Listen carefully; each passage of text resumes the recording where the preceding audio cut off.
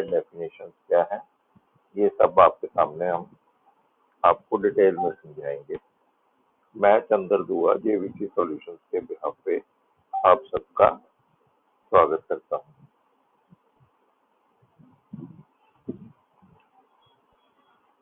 दोस्तों, कुछ उद्योगपति या कोई भी बिजनेसमैन जब अपना बिजनेस शुरू करता है तो वो अपने यहाँ कुछ प्लांट एंड मशीनरी लगाता है, लेकिन कई बार कैपिटल कम होने की वजह से या जगह कम होने की वजह से जो प्रोडक्शन प्रोसेस उसको पूरा करना है वो पूरी मशीनरी उसकी नहीं खरीद पाता।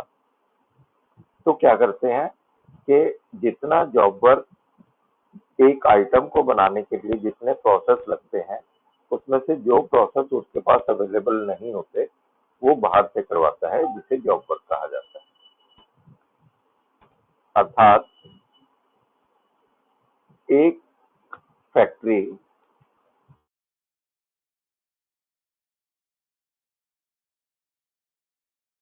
इन हाउस में केवल 3 ही प्रोसेस हो सकते हैं।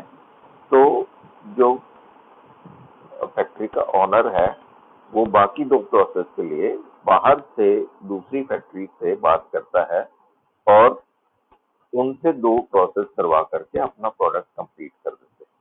तो ये जो मटेरियल को बाहर भेजने का और जॉब वर्क बाहर से करा करके उस मटेरियल को अपनी फैक्ट्री में दोबारा लाने का जो वर्क है, जो प्रोसेस है, उसको जॉब वर्क कहा जाता है। अब हम एक एग्जांपल लेते हैं कि मान लीजिए एक कंपनी है जो टैप बनाती है। टैप में कास्टिंग, मशीनिंग, प्लेटिंग, असेंबलिंग और फिर उसके बाद सेल, ये सारा प्रोसेस उसका यूज होता है। जो फैक्ट्री है उसके पास सिर्फ इन हाउस में कैपेसिटी है कास्टिंग करने की। तो नलका बनाने के लिए वो क्या करेंगे, रॉ मटेरियल खरीदेंगे, रॉ मटेरियल खरीद करके उसकी कास्टिंग करेंगे, अपने ही इन हाउस प्रोडक्शन हाउस में उसकी कास्टिंग करेंगे। कास्टिंग करने के लिए वो मिस्टर मैसर्स XYZ से कांटेक्ट करेंगे और उनको वो मटेरियल भेज देंगे, जो वो मशीनिंग करके आगे मिस्टर RK एंड कंपनी को भेज देंगे, जो उसकी प्लेटिंग करेगी। प्लेटिंग करने के बाद वो RK एंड कंपनी जो है उस मटेरियल को दोबारा से टैप मैन्युफैक्चरिंग कंपनी के पास भेजेंगे, जहां वो उस पूरे मटेरियल को असेंबल करेंगे और फिर उसका सेल कर देंगे। दोस्तों, ये जो प्रोसेस है मटेरियल को XYZ कंपनी के पास भेजना और फिर XYZ कंपनी से RK एंड कंपनी के पास भेजना, इस पूरे प्रोसेस को जॉब वर्क कहते हैं।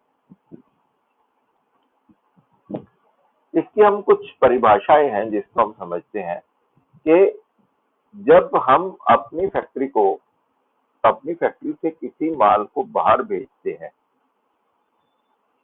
तो उसे हम जॉब वर्क कहते हैं, क्योंकि वो बाहर से मटेरियल प्रोसेस होकर के हमें मिलता है।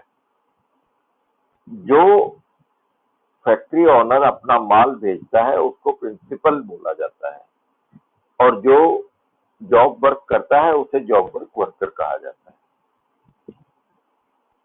आइए हम कुछ फाइंड आउट करते हैं कि डिफरेंस क्या है सेल्स में और जॉब वर्क में। जब हम किसी माल को फैक्ट्री से बाहर भेजते हैं तो वो जॉब वर्क कहते हैं। तो जॉब वर्क में मटेरियल को बाहर भेजना और सेल्स में भी हम अपने मटेरियल को बाहर भेजना, तो दोनों में कोई कंपैरिजन नहीं है, दोनों ही डिलीवरी ऑफ गुड्स में आते हैं। ई-वे बिल का प्रोसेस सेल्स पे भी लागू है और जॉब वर्क पे भी लागू है, क्योंकि मटेरियल जो है आपकी फैक्ट्री से बाहर जा रहा है।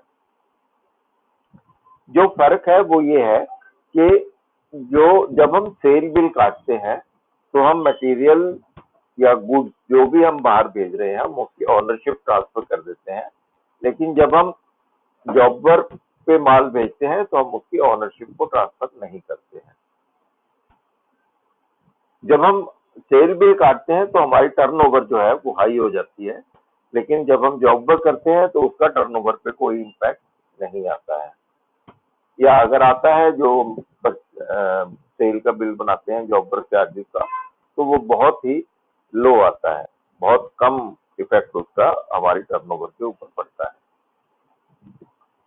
जो कच्चा माल यूज किया जाता है जॉब वर्क के लिए, उसके ऊपर जीएसटी का इम्पैक्ट जो है, इनपुट जो है, वो प्रिंसिपल को मिलता है, ना कि जॉब वर्कर को। लेकिन अगर जॉब वर्कर के पास अपना जीएसटी नंबर है और वो कुछ कंज्यूमेबल उसमें से यूज कर रहा है, तो वो उस कंज्यूमेबल का जीएसटी का इनपुट ले सकता है। जब हम जॉब वर्क करते हैं तो हमारे ऊपर टीडीएस एप्लीकेबल होता है, लेकिन सेल्स के ऊपर टीडीएस एप्लीकेबल नहीं होता। इसी तरह जब हम सेल करते हैं तो हमारे ऊपर टीसीएस एप्लीकेबल हो जाता है, अगर टीसीएस लागू है तो। दोस्तों, ये एक मेजर जो जॉब वर्क का चैप्टर था वो आज हमने कवर कर लिया है। अगली बार टैली में कैसे जॉब वर्क मैनेज किया जाता है उसके लिए हम आपको फिर मिलेंगे।